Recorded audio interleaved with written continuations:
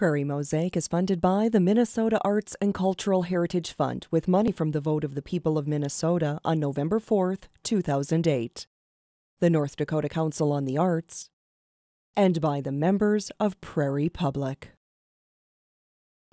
Welcome to Prairie Mosaic, a patchwork of stories about the arts, culture, and history in our region. Hi, I'm Bob Danback. And I'm Barb Gravel. On this edition, we'll learn about the St. John's Bible, look at the growing season in Manitoba, meet a local Vietnam veteran, and enjoy the unique sound of a marimba choir.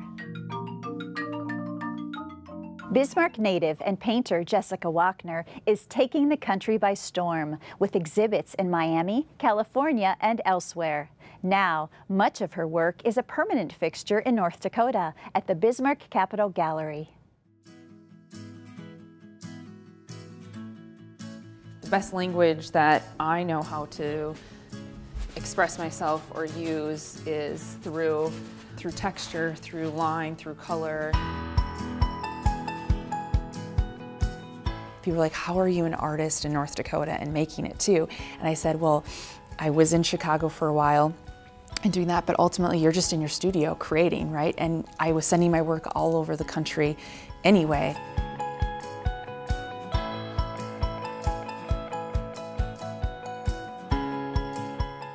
But I'm pretty stoked about my art. Sometimes I'm like, damn, I'm so good.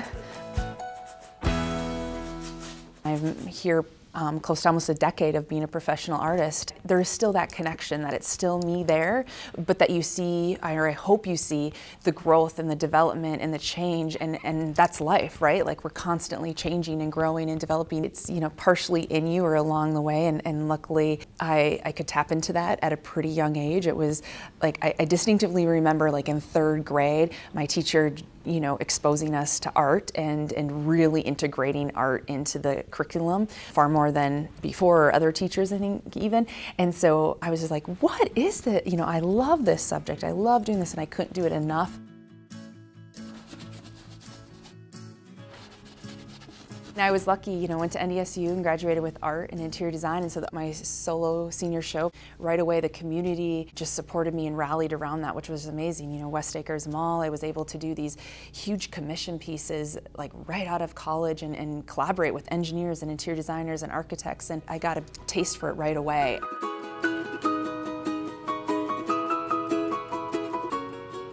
It was interesting that different galleries ended up picking me up where I didn't think I would all over the country. I was able to bring art down to Art Basel in Miami and showcase art down there. I have showcased art within galleries in Salt Lake City, Utah, Laguna Beach, California. Last year I did my first artist in residency for 3 months down in Scottsdale, Celebration of Fine Arts. Long before we even opened the doors of the Capitol Gallery, we knew we wanted Jessica Wachner in this space.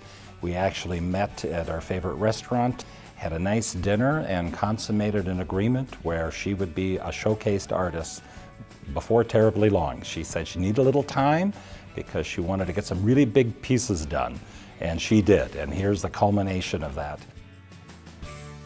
The theme, the hashtag No Words, you know, we as a society start using these hashtags quite often, and I haven't even known about a couple years ago or a year ago, I had to ask a friend to give me a tutorial on what is a hashtag, how do we use hashtags, or am I using them in the right way? It's this idea of abstract art, right? Like, so we come in and it's still abstract. Like everyone could use a different hashtag or a different vision or a different direction in that. And that's really fun that we're in this generation that our technology and our way of communicating is starting to be more creative. We had a visitor in not long ago, a husband and wife, and the husband was being a little critical of the art form.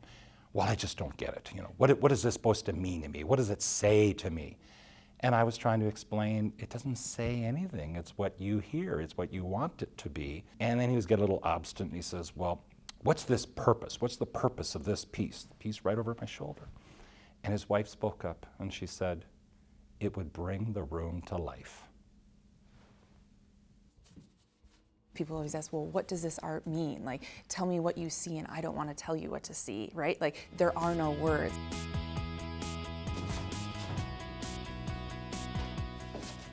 Usually the unplanned stuff has been the most fun or rewarding or eye-opening, or every time I try to plan something, it never goes how I think.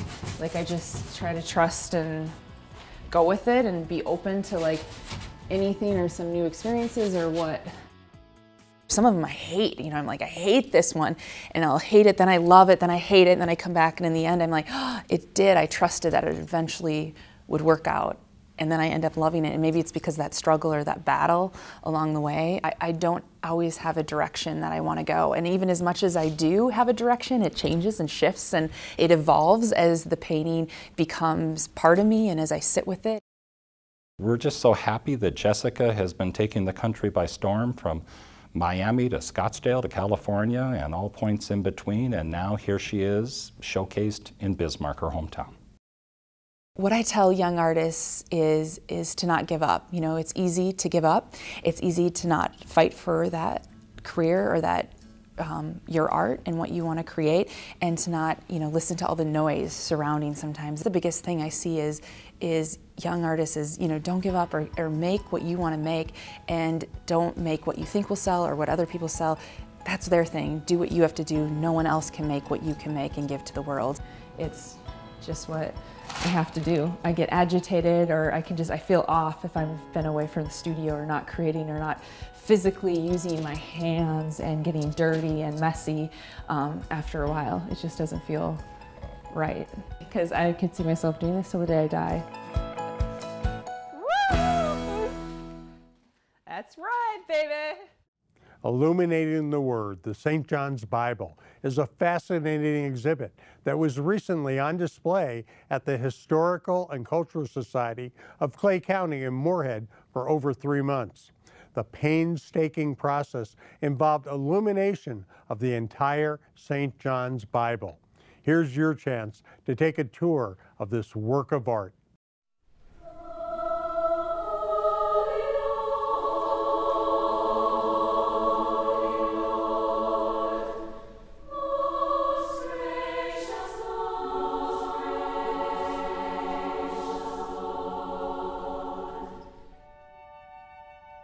We now have a box of Kleenex in the gallery because people have, in many instances, a physical, visceral reaction.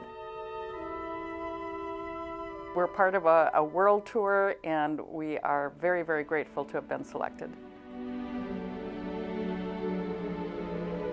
St. John's Bible is the exhibit called Illuminating the Word. It's 68 original folios of the project, the St. John's Bible, the first hand-illuminated, hand-calligraphied Bible commissioned by a Benedictine monastery in 500 years. The collection of pages covers the Old Testament and the New Testament, and was developed and worked on by 25 artists, calligraphers, and artisans from around the world.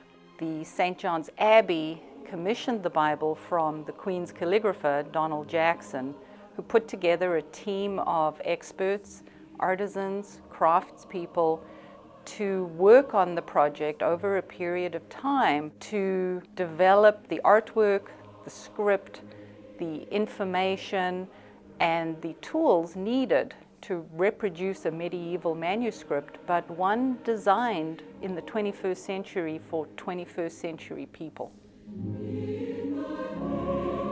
It has been lots of work, a labor of love for many, many years. It actually started back in 2010 when one of my volunteers said, "You have got to get this exhibit of the St. John's Bible prints." And I couldn't imagine anything duller, but I decided, yeah, let's go ahead.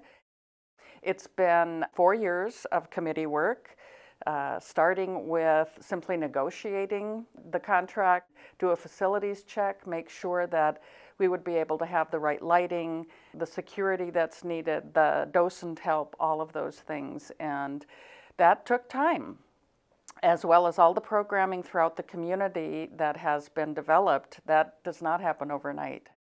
So what they did was they scrape off that black and they mix it with 2 substances. I started following the project and keeping up to date on it, and when I have had opportunity to talk about it or lecture on it or teach around it, I've jumped to that, because this is the project that for me really makes a lot of those heritage crafts like calligraphy, like illumination, like cutting a quill, makes those crafts real and valid. Calligraphy comes from the Greek word beautiful writing, and it's not handwriting. If you look at my handwriting, it looks like a beetle crawled across the page and died.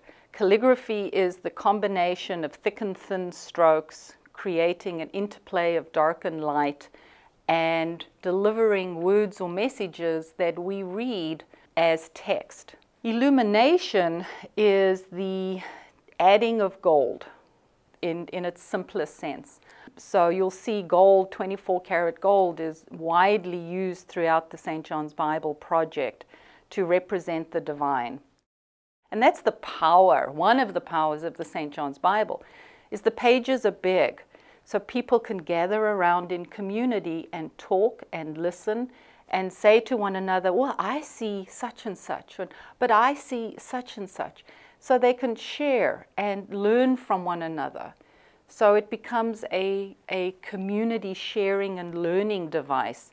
And in our modern world of social media and firing off angry Twitter messages, this becomes part of almost a lost art of building community, of learning from one another, of letting our imaginations go wild. The text on a page took anywhere from 7 to 13 hours for a calligrapher. The illumination, there was a process on the front end of what was that illumination going to look like, and that was a collaboration between a committee and the artists. And that process could take months of going backwards and forwards and informing each other and coming up with a final image. And then putting pigments and gold to vellum could take a couple of hours, most cases a couple of days. Here you have the text that he says that you shall bear a son and his name shall be Emmanuel. The docents are trained tour guides. These are people who have volunteered their time and talent to get training from Ancasey, to learn everything they can, to do research, and to ask a lot of questions, and to be hosts, really, so that the Bible is never left alone. It can never be unsecured. And so there is somebody present at all times that the building is open. And we have the opportunity to tell the visitors a little bit more about what is there to see in here? What's the big honkin' deal about this? If you just give a visitor a few hints, watch for this, watch for that, then they will go and experience each of the artworks themselves. One of the missions behind the St. John's Bible was that of social justice. How do we recognize people that have traditionally been pushed to the margins of society? So whether it's women, refugees, children, one of the missions behind the Bible was recognizing the value those communities have placed historically and socially. So you'll find links to things that are unexpected, like the illumination on the family tree of Christ. If you read the biblical text, it's male-dominated. But in the St. John's Bible illumination, we have the men and the women referenced. The most common comment has been, I'm coming back. The second most common comment has been, I'm coming back and I'm bringing somebody else. And then people say things like, how amazing is it that we did this in the 21st century?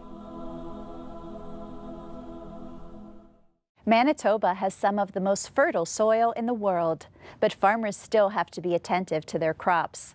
They work long hours during their limited growing season with hopes of a great harvest. Here's a segment from Prairie Public's documentary series, Built on Agriculture.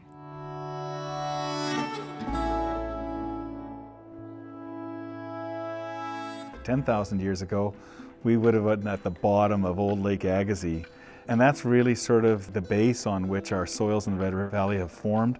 We're living and working and farming on old lake bottom sediments. Sediments that are really rich in clay, and these have lots and lots of nutrients. They can hold lots and lots of water, but man, they can be difficult sometimes because water doesn't flow through them very easily. They're very sticky when they're wet, but very productive, fertile soils. I'm Jim Jansen, and we're in St. Francis Xavier, Manitoba. We operate Windy Creek Farms. It's a family farm operation. We're growing canola, red spring wheat, and soybeans. Yeah, here in Manitoba, we have a very short window. Our 110 to 120 day growing season.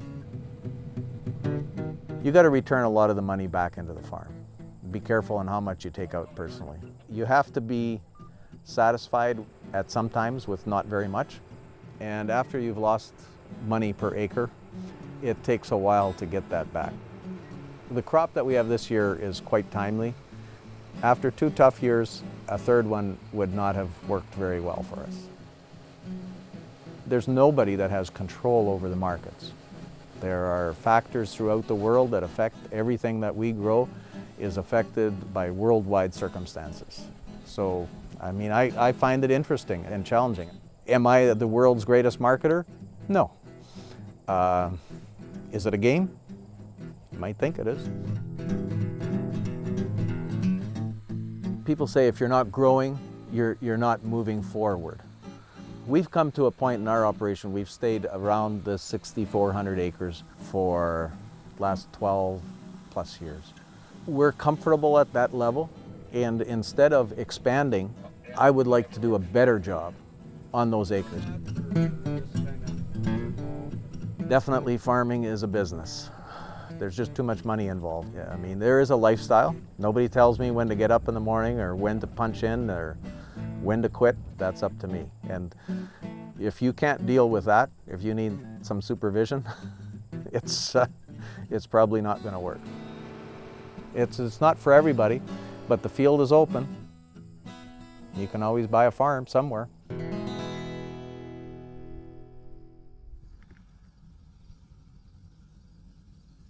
Prairie Public produced a documentary, Prairie Memories, the Vietnam War Years, in which we recorded oral histories of people who served, were left behind, or who fled their war-torn country for a new life. Army veteran Richard Krajewski, in his quest for adventure, volunteered for an assignment as a helicopter door gunner, but instead found a grueling reality. My name is Richard Krajewski, and I live in Grand Forks, North Dakota presently, and I did 2 tours in Vietnam. The first tour was from December 13, 1965 through April 14, 67, and they wanted me to work in an office, and I said, no, I don't want that. I want something more adventurous. I arrived in Vietnam on my 18th birthday. I volunteered for a door gunner. They take you up on the helicopter and they'll bank it to the left or to the right, and they'll tell you to open up with your guns. And you're sitting like this, almost looking at the ground. And the pilot would look back at you to see if you were frightened. And I give him a thumbs up. And so I qualified. From that point on, I spent roughly 6 days a week, 10, 12 hours a day on combat assaults. We flew across the jungle all the time, treetop level. And we used to go on night raids. We'd shut off all our lights. And I'd have solid tracers, and the guy with a starlight scope, he had night vision. And he could spot campfires and cigarettes, and then he'd tap me on the leg, and I'd do figure 8s all over that area. You got kind of used to it, you get numb to it, I think. You turn off your compassion and empathy, which are located up in here. And you have to do that to survive, because if you have empathy and compassion, you'll probably get killed. You have to react within seconds. You know, I lost some good friends over there. Just a way of life. Never thought about it much until I come back to the States. And then I remember wearing my uniform in San Francisco, coming out of the hotel, and there was a crowd, about 500 people that were protesting, and they were really upset. I went back in the hotel to take off my uniform, and I felt really bad for doing that.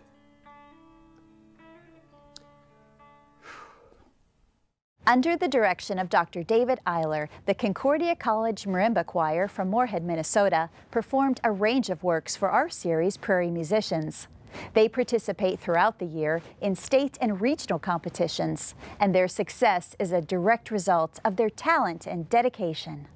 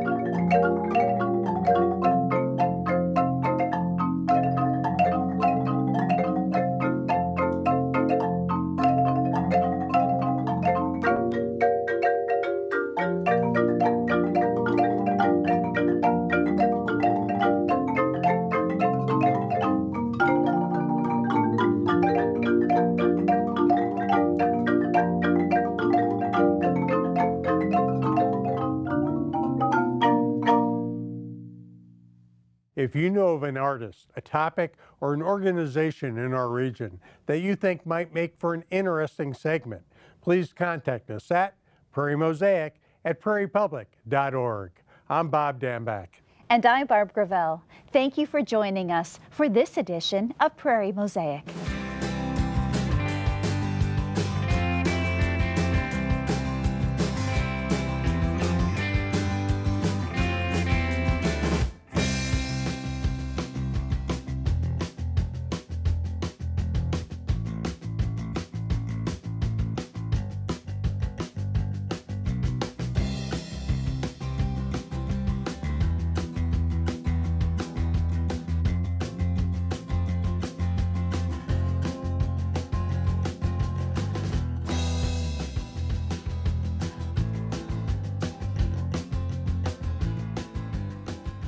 Prairie Mosaic is funded by the Minnesota Arts and Cultural Heritage Fund with money from the vote of the people of Minnesota on November 4th, 2008, the North Dakota Council on the Arts, and by the members of Prairie Public.